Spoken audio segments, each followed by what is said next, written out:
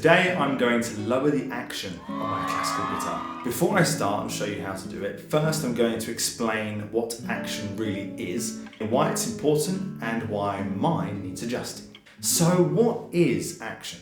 The action is the distance between the fretboard and the strings, and it's normally measured at the 12th fret from the underside of the string to the top of the 12th fret itself.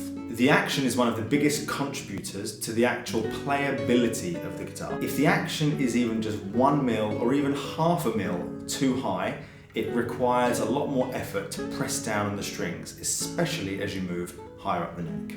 However, if the action is too low, it can cause issues with the strings buzzing against the frets, so it's important that you find the sweet spot. When this guitar was first set up, the action was 4 mil on the bass side and 3 mil on the treble side. And it's now increased to 5 mil on the bass side and 4 on the treble side. There are two likely causes. Number one is that the top has swollen a bit with an increase in humidity, which has raised the strings upwards. Potential cause number two is that the tension on the strings has pulled the neck ever so slightly and raised the strings that way.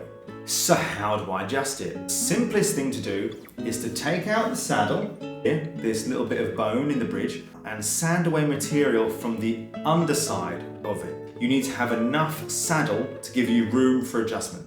As you can see, my saddle protrudes quite a bit, so there's definitely some wiggle room here. And one final thing before I start, any action lowering that you do is at your own risk, and if you end up with an accidental flamenco guitar, then that is your responsibility. No saddles were harmed in the making of this video. Ruler, saddle, rough sandpaper, less rough, not very rough.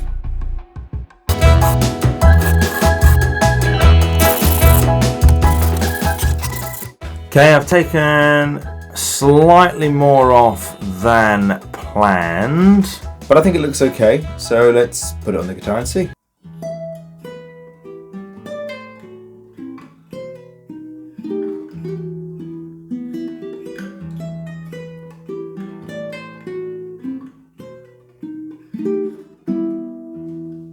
It's really amazing how much of a difference that's made. It really feels like how the guitar was when it was first set up. It feels effortlessly wonderful to play.